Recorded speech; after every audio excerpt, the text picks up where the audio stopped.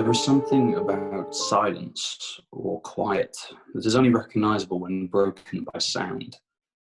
Quiet is only truly there when the sound of each footstep is deafening, when the soil crunches, the stones grate, and when every dried twig snaps underfoot with a beginning, a warning of impending destruction, a middle that is the explosive rending of fibres shattering under pressure, and an end where the dead wood crushed underfoot tries vainly to restore its shape and texture, only to find it can never be the same again.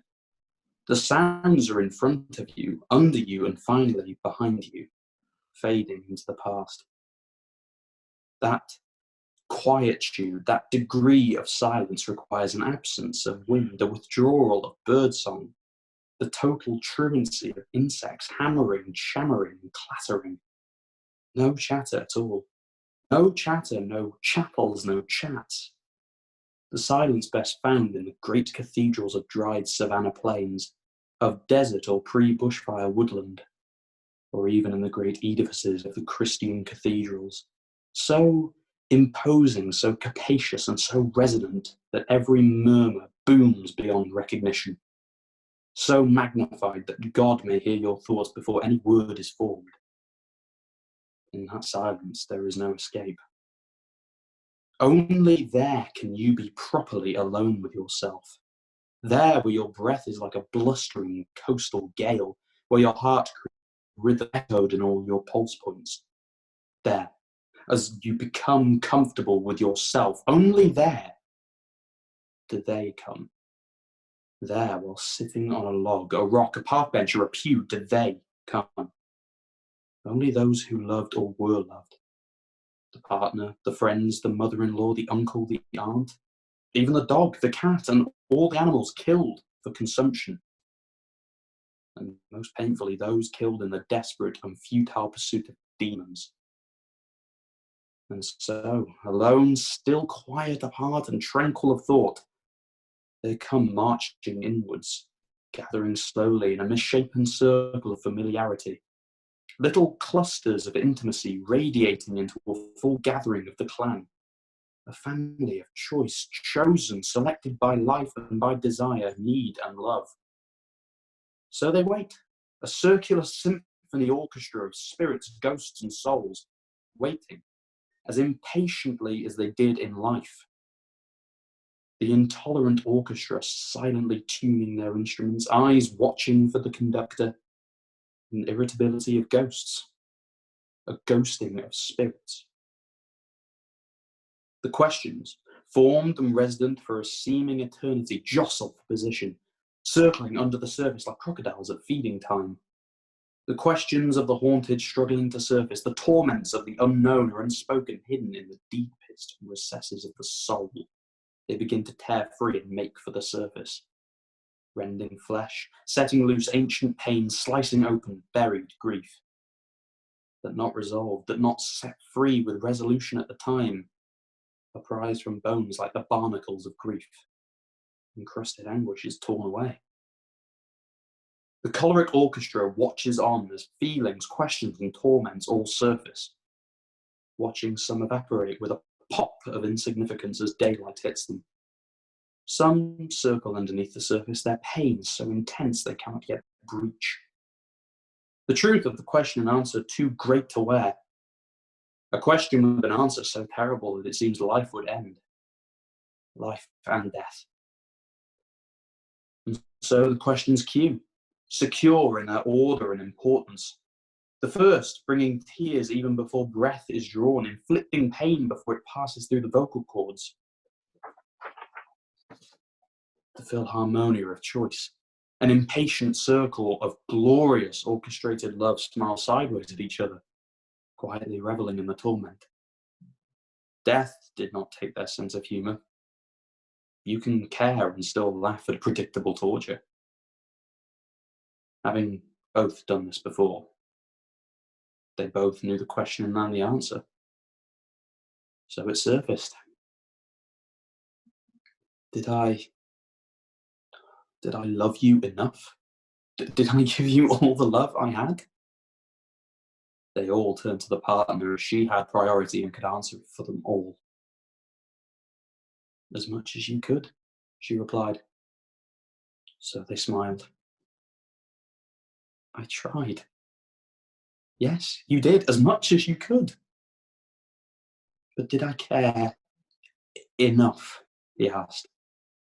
The answer was apparent even before it came. And so, as he understood the answer slowly, he just saw it all dissolve, all other questions and torments. He understood he could be no more than he was, could be no smarter than he was. He is who he is. And so in that silence came quietude, a soul at ease.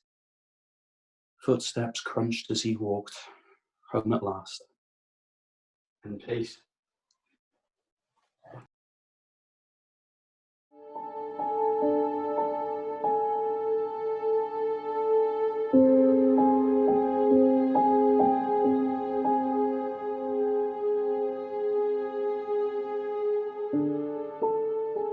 When my Eddie died, my days felt so empty. I potter around the garden, tend to the vegetable patch, water my houseplants, and everything stopped at 2:30 for Father Brown on the TV. Oh, but I did feel so lonely. Eddie had been a larger-than-life character, and he filled the house with laughter. But now it's as though the house has died along with him. Maybe it's in mourning, like me.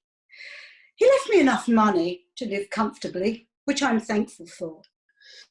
And although I don't have any family, I have a few visitors, mainly from the church. In fact, Rose calls round, mostly every day, to cheer me up, she said.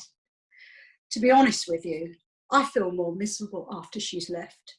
It says to me, oh, Brenda, I don't know what I'd do if my Tommy died. Oh, gosh. To distract her, I just give her another piece of lemon drizzle. Hope she forgets about it. I wonder what she'd think if she knew about the letters. Would she think I was a loose woman or a harlot? And what would her Tommy think? He hasn't been round here for years. Well, not since Eddie died, in fact. They were very good friends. And I guess that he must miss him too. But if he knew about the letters, would he turn up on my doorstep with his flirty banter? Sometimes during the long evenings, I take the shoebox out from under my bed and I reread those letters till sleep comes. I've woken up more times than once, with them scattered around me like confetti. Eddie passed in the winter, and it wasn't until the following spring that I wrote my first letter. I was sitting in the back garden under the honeysuckle, enjoying the evening sun, flipping through The Guardian, the weekend edition, when it fell open at the Lonely Hearts. I saw a pen pal request, and it captured my heart. It said simply, lonely aging widow would like to contact similar lady for correspondence. He didn't want to meet. He didn't want an embarrassing phone call. He wanted to write. You know, that really appealed to me. So few people write these days, but I've always loved it. I had no interest in email, and I detest the impact that mobile phones has on our society. Too many people seem to have their faces stuck to the little screen, lost in their own world. I found a blank card and I began to write. Dear 1365, or can I call you 13 for short? This is the first time I have ever done anything like this. And I recently became a widow, and like you, I am lonely. And I could certainly use a pen pal. I've always enjoyed writing letters. My husband, Eddie, passed away last winter. It was after a short illness. And now spring is here, I feel like I'm finally starting to come out of the darkness. The words flowed, and I posted it first thing next morning.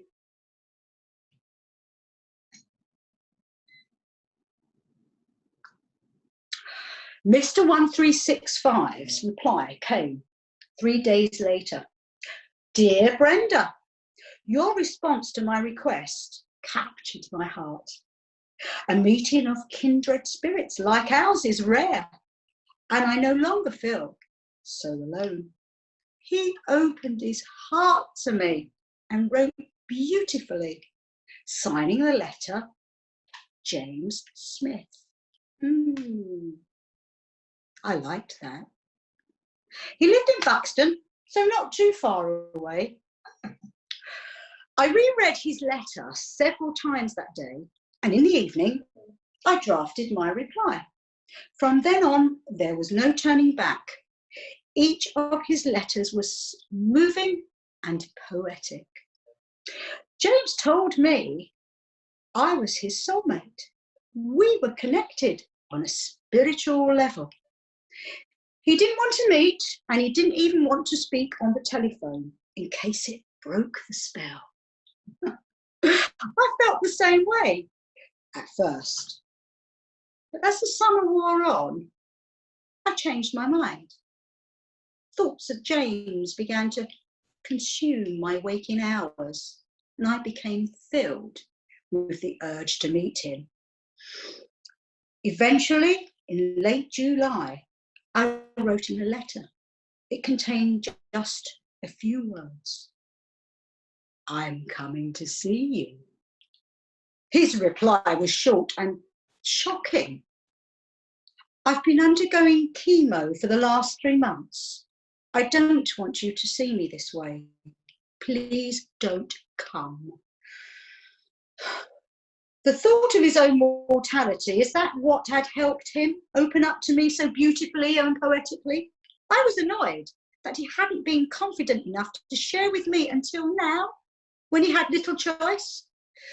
But also, I felt even more determined. I wanted to help him. After all, what are friends for? I wrote another letter, but received no response. That wasn't going to stop me, you know. Maybe he was too ill. I knew his address, Holly Lodge, Green Lane, Buxton. I was going to see him. I booked a train for the ticket for the following Monday. The train journey was really pleasant, and the Derbyshire countryside was beautiful. I arrived feeling nervous, and I hailed a cab. Holly Lodge. The driver mulled it over for a moment. Oh, the cemetery, he said. I was puzzled. Surely he meant next to the cemetery or near the cemetery. It was only a short drive away, and to my surprise, he did indeed drop me at the cemetery gates. I stood looking around, puzzled. A withered old man approached me. He walked with a limp and carried a spade. Can I help you? He asked. I'm looking for James Smith, I said. His address is Holly Lodge. Ah, that's Holly Lodge over there, he said. I started to walk towards it. Oh, you won't find him there, he said. He died last March. I'm so sorry. Well, I was shocked. Is he buried here? I asked. I'd like to see his grave if that's possible. He nodded and he walked down a narrow path, and I traipsed after him in stunned silence. He stopped next to a grave, next to a small plain headstone bearing the name James Smith. The date 2019, March. I just stared at it in disbelief. A few seconds passed and he said, I'll leave you with your thoughts. I muttered a quick thank you, and I did the cross and a quick Our Father, and then I made my exit. It seemed the right thing to do. I was still trying to figure out what exactly was going on. Could it be a different James Smith? Surely there must be another James Smith. After all, it's a rather common name. I decided to call at Holly Lodge before I left, just to be certain that he wasn't there. For my own peace of mind, I could see through the window the withered old man up ahead. In the distance, he too seemed to be heading for Holly Lodge.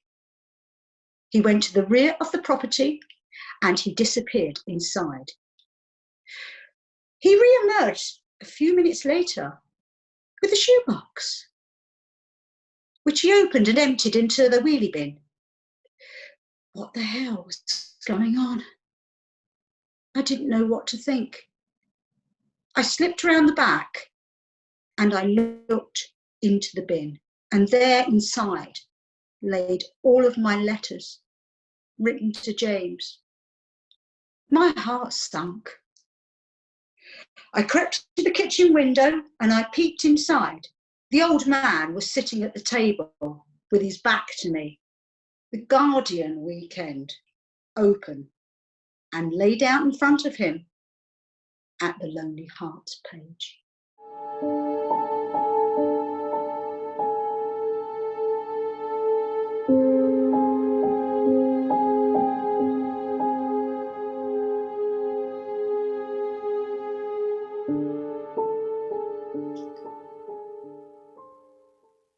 I just want to make one thing clear. I'm not a boss, nor a namby-pamby or a mummy's boy. I'm a geezer. You know, one of the lads. I like to drink, it's a party. Life's for living, not sitting around on your backside. I've never believed in the supernatural.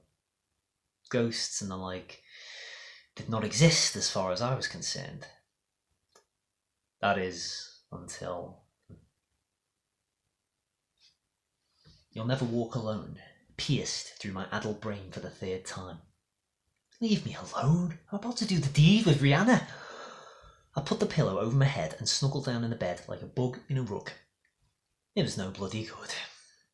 Once you're disturbed out of a dream, there's no going back, no matter how hard you try. I knew full well who was on the other end of the line. My girlfriend.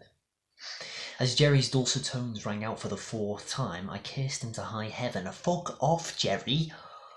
Ping. Thank God for that. She'd given up and sent me a text. Thanks to Tracy and Jerry, I was now almost fully awake. I began to recap the events of the previous night. Shots, Stellas, more shots, buds, more shots, and a kebab. Jesus. Ibiza was just like being in Liverpool. But, you know, with sun, even in April. Finally surfacing, I looked across to the other single bed, empty. Sam must have scored again, the lucky bee. Thinking back, the last time I remembered seeing him, he'd been up against the wall snogging the ugliest bird I ever saw in my 23 years, and I've seen some mingers, I can tell you. Sam isn't too particular when it comes to birds. Not like me. Got standards. I smiled as I recalled the times my standards had slipped. But that's just between you and me. Jerry started singing again. I wasn't in the mood for 20 questions from Tracy, so I sang along, not picking up. My watch said 6 a.m. Even taking into account the time difference, there was no bloody need for it to ring this early. I'd ignored their calls last night too. What's the point on going on your best mate's stag do if you spend most of the time on the mobile to your bed? Not that my best mate had even made it to his stag do. He'd been stopped at customs for being too drunk. The rest of us had laughed and waved goodbye to him. Some mates. We weren't going to miss a day at the Hotel Perez just because he can't hold his ale. Now fully awake, I realised I was still fully clothed. God, I stank. Probably a vomit. That kebab wasn't the best. Probably a dog or a cat. Time for a shower. Crossing the room, I decided to check out the weather and open the balcony doors.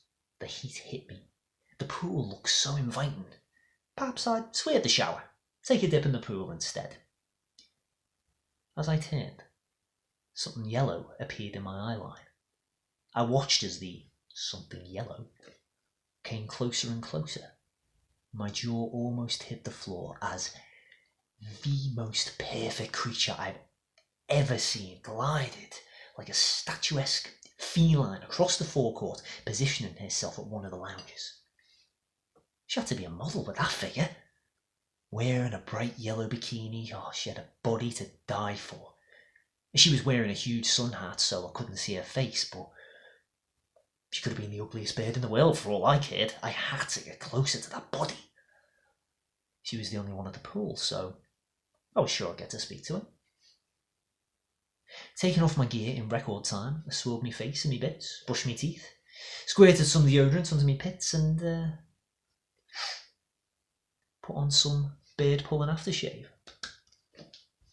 Clean t-shirt and shorts, and I was racing down the hall like Usain Bolt. The lift was out of order. We were on the 12th floor. By the time I got to the pool, I could hardly breathe. Message to self, spend more time at the gym. The poolside was empty. Where the hell had she gone? I looked at my watch. 6:15 a.m. Nobody spends 15 minutes by the side of the pool. I spotted a waiter at the far end. His command of English was about on par with my Spanish, so I got nowhere. I looked all over the hotel, but there was no sign of my beautiful bikini girl. I headed towards the dining room, had breakfast, and went back to bed, where I dreamed not of Rihanna, but of my beautiful bikini girl. Sam turned up mid-afternoon, and despite looking the worse for wear, he was grinning from ear to ear as he regaled his misdeeds from the night before. We spent the rest of the day messing around the pool with the lads before going out on the town. The bridegroom had eventually managed to make it to his own stag do, so it was our duty to get him pissed, so we went all out. Next day, I was up at 5:30 a.m. and was lying on her sun lounger by 5:45. I willed her to come along and blow me down. Oh, bad choice of words there. At 6 a.m, she appeared. My beautiful bikini girl. Looking surprised to see somebody already on her lounger, she turned to walk away, but I stood and motioned for her to sit. She hesitated, but to my delight, she lay on that lounger. The lounger where my body had just lay. Oh my God, she was even more gorgeous in the flesh, and her face was so beautiful under that sun hat. She was shy at first, her English being pretty minimal, but she told me her name. Consuela. Her voice was so sexy it gave me goose pimples. She could have repeated the alphabet or the Lord's Prayer over and over again, and I would have just sat there, wide-eyed, like a pig in shit. After about 15 minutes of trying to understand each other's lingo, she indicated she had to leave. I asked if we could meet later for a drink, but she said she was busy. I'd been pied. To say I was gutted is putting it mildly. Same time tomorrow, I said, hopefully. Perhaps, she replied in that sexy voice. The day dragged, and I felt like a lovesick schoolboy. I told the lads of my encounter, but they said she couldn't have been all that. Otherwise, she wouldn't have spoken to me. Might say. That night, I dreamed of a threesome with my beautiful yellow bikini girl and Rihanna. Unfortunately, bloody Tracy rang at a crucial point in the proceedings. We were leaving to go home the next day, so I made sure I was there, on that lounger, at 5:30 a.m. I waited until 9 o'clock, and then I had to make my way to the coach. I was miserable as sin. The tour guide asked the usual question, have we all had a good time? Of course, the holiday makers shouted, in unison. Bobby pointed to me and said, he didn't. The imaginary girl in the yellow bikini blew him out. The whole coach laughed, and I wanted to kill Bobby. The guy came up to me. What was she like? This girl in the yellow bikini. Beautiful and mysterious, was my reply. He said nothing. He walked down the aisle and soon returned with a guidebook. He looked through it and then coming to a specific page, he handed it to me. Was this the girl? There she was, looking even more beautiful. There was a paragraph underneath the picture. Consuela Perez had been a starlet in the 1960s. She'd grown up in a small village, but wanting the big lights, she'd moved to Barcelona and a film studio had given her a contract. She'd initially been offered a few bit parts, but in 1969, she was to be the lead in a film, to be shot in Ibiza. The article said that Hollywood beckoned and she was a star in the making, a star to rival Lorraine, Taylor, and Lola Brigida. As you can imagine, I was in shock. Apparently, her childhood sweetheart, one Juan Garcia, had discovered her whereabouts and asked to meet her one last time. Consuela had gone to meet him, and he strangled her in a jealous rage, throwing her body into the quarry. He then hanged himself from a nearby tree. Both bodies were found the following day by workmen. In her honour, the Hotel Perez was built on the site of the quarry, and it was said that Consuela returned to the hotel each year on the anniversary of her death. She'd never been seen, but guests had remarked that they'd felt her presence. It was unbelievable. She'd been murdered on the 30th of April, the date I'd last seen her. I felt both sick and sad. I wished I could have saved her, if only I'd made her stay with me. Would it have changed the course of events, the course of my life? I went home in a daze. The lads didn't believe me. They said I'd seen the guidebook and made up the old story. I admit I am a bit of a joker, but I swear down every last word I've said is true. The lads couldn't wait to tell Tracy how I'd fallen for the bikini girl, so she dumped me. No surprise there. I dream most nights of my beautiful bikini girl. Next week marks a year since I saw her. I've booked a room at the Hotel Perez. Just me this time, no mates. The former skeptic is now the believer. Maybe she'll reach out to me again. If ghosts exist, perhaps dreams do come true. I can only hope.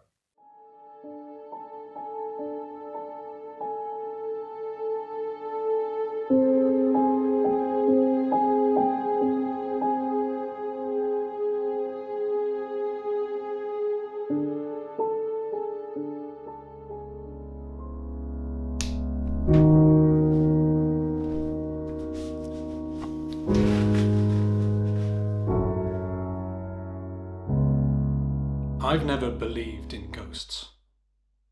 I'm still not sure if I do. But I was there at the beginning and end of a story about one, although I never witnessed anything.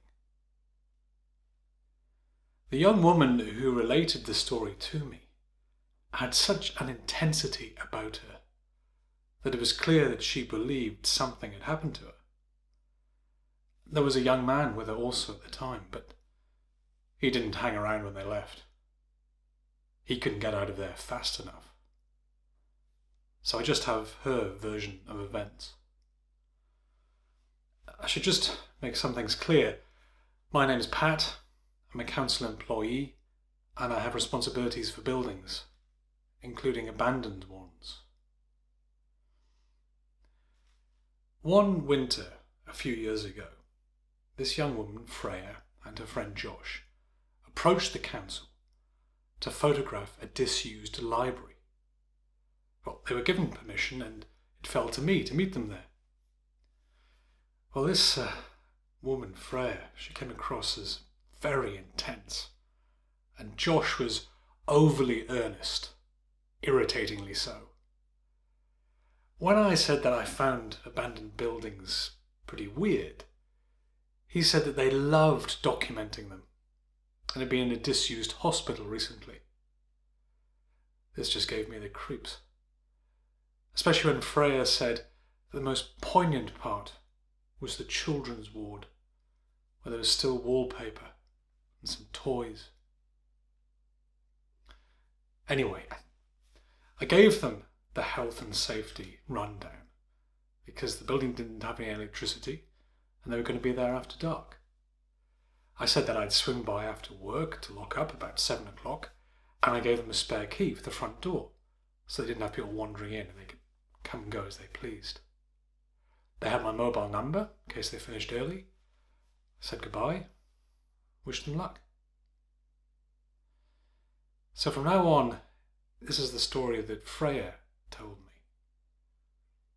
I wrote it down as soon as she'd gone, because it all seemed so unbelievable listening to it the next day in my office. Freya told Josh to set up the video camera in what had been the children's area. I forgot to say something. They happened to be there on Freya's 30th birthday. Now Josh was curious to know why she was so keen to be there on her birthday. And Freya replied, you have absolutely no imagination at times. Think of all those places we've been to, all those people passing through, their hopes and fears. The children's ward. Have you ever felt anything in those places that we've been into? Anyway, Josh went off to the main library to take some shots, and Freya looked through the viewfinder of the video camera, panning it to a corner. Something puzzled her. She called Josh back. Just take a look through the viewfinder, into that corner. Can you see a fuzzy outline of something? Josh wasn't sure, but he took some shots on his own camera, and after looking at the screen, agreed that there was something fuzzy, but he thought it was the wallpaper pattern causing it. He went back to the main library, leaving Freya in the children's area. Even though it was still light outside, it seemed dark in the library. And then the camera began to emit a static noise. Freya looked through the viewfinder again. What the hell? Josh, get back here. Look again. What do you see? They both agreed they saw the outline of a chair, although to the naked eye there was nothing there. Josh began to get the jitters and wanted to leave, and then the video camera began to emit an even louder static noise. Freya looked again through the viewfinder. Have another look, she told Josh. He did so, and nearly fell backwards. They had both seen a figure sitting on the chair. Now Josh was still trying to be rational, saying there must be some sort of interference. It became even darker in the library, so they both turned on their head torches. And then another burst of static from the camera, and then this weird noise started emanating from it, getting louder and louder. The head torches snapped out, but the sound continued, except now it was coming from the corner, and something was saying, Freya, Freya. Josh screamed and ran out, whilst Freya shouted, Mum! Mum! It's me!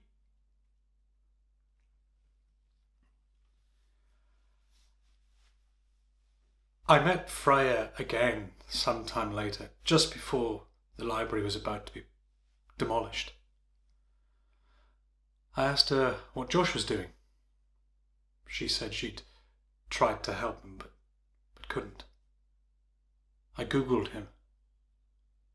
He's taking photographs of landscapes now. I said to Freya, I believe you experienced something, and there's a reason why I tried to get in contact with you. I got in touch with a retired librarian who used to work here, and she said that there was this woman, down and out. They all thought she was very strange and she'd had a very tragic life. But the library was one of the few places, the only place, where she was treated with kindness and compassion, although on occasion I had to ask her to leave. Because this woman wore so many layers in the winter, nobody knew that she'd become pregnant. 30 years ago, she gave birth to a baby girl in the children's area of the library. The child was adopted, and the woman, having nowhere else to go, turned to the library and was found dead in the children's area 1 year later. A retired librarian told me that she sometimes used to feel something in that area, although it was always a benign presence. Your visit, Freya, coincided with the anniversary of the woman's death.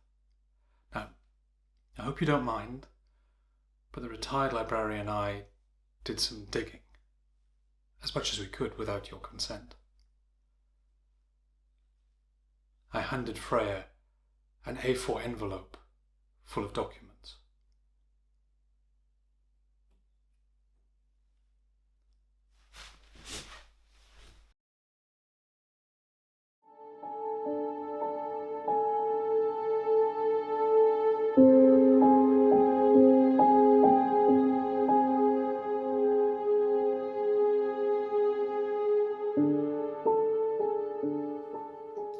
Picture this. It's a warm summer evening. Me and my dad are sitting on the banks of the Liverpool to Leeds Canal fishing. We stare at the still murky water. My dad is content, but we haven't caught anything yet. Not a single thing. As much as I enjoy his company, I'm growing bored. I turn to him. Quiet tonight, isn't it? He grunts. What time is it now? I ask. He sighs. 5 minutes later than the last time you asked. I have an idea. Hey Dad, should we play a little game? No. I don't want to play a stupid game. I'm busy here, he says. Busy? Yeah, busy. There's loads to do. Gotta watch for ripples in the water, check your bait, and of course, you have to be ready for that little tug on the line. I'm like a coiled spring here, lad. A coiled spring. I laugh. It's the Leeds to Liverpool Canal, Dad, not the bloody South Atlantic. Well, if a job's worth doing, son. Come on, let's play a game. Famous Daniels. I'll go first. What? He asked, puzzled. Famous Daniels. I name a famous Daniel, and you have 3 seconds to name a different one. It'll help pass the time. Right, Daniel Craig. He sighed. Okay. Daniel Radcliffe. Good one, Dad. Daniel Powter. That rattled him. Who? He asked. Daniel Powter, I said. Who the hell's he? He's a singer. Bad day? You've had a bad day. Dum-de-dum-dum. My dad looked puzzled. I never heard of it. You're making it up. I'm not. It was a big hit, honest. Gong. Time's up. 1-0 to me. Justin's next. Go on. You go first, Dad. What's his name? Timberlake. Justin Timberlake. Justin Bieber. He was struggling. Gong, I said. 2-0. He's growing annoyed now. Oh, for Christ's sake. A female figure appeared on the canal bank beside us. I could see her out the corner of my eye. Justin Edinburgh, she said. I'd never heard of him. Who? I asked. Justin Edinburgh. He used to play for Spurs. My brother was a Spurs fan. My dad looked thoughtful. Oh, yeah, I remember him, he said. So, I take it you saw the light then? Your brother, you said he was a Spurs fan? No, she replied. He died. My dad was embarrassed. Oh God, I'm really sorry, love, he said. We both turned to look at the girl properly for the first time. She was soaking wet from head to foot and shivering. I was shocked. Oh my God, what happened to you? I said, you're drenched. Her teeth chattered. I had a row with my boyfriend. He pushed me. I fell in. I looked around, but there was not another soul in sight. Where is he now? Oh, he's gone, she said. Really? I said. Didn't he stay to help you? No, she replied. My dad was rifling through his backpack. He found an old tea towel and handed it to her, saying, You need to dry yourself off, love. This is all I've got. It's not much, but it's better than nothing. Catherine. My name's Catherine, she said, taking the towel. She attempted to dry her hair on the towel, but it had little to no effect. She was still soaking wet. Shivering, she handed back the tea towel. Thank you, she said, turning away. I couldn't let her leave.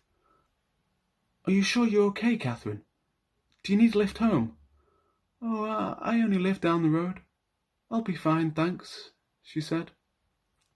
She started to walk away. I turned to look at my dad, and we nodded at each other. Catherine, one last thing. Catherine stopped and turned around. Me and my dad approached her. We grabbed one arm each and jumped into the canal, taking her with us. We dragged her under the cold, grey water. She struggled, but we were too strong for her, and she couldn't fight us off. I tied one end of a rope around her wrist. The other end was secured to a discarded car wheel at the bottom of the canal. No matter how hard she fought, she couldn't break free. She opened her mouth to scream, but her lungs filled with water and she lost consciousness. I turned to look at my dad and we smiled at each other.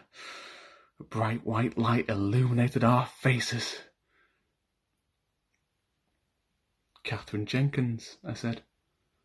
Catherine Cookson, he replied. Catherine Hepburn. He was stumped now. Catherine's face appeared next to us, smiling. Gong! 3-0.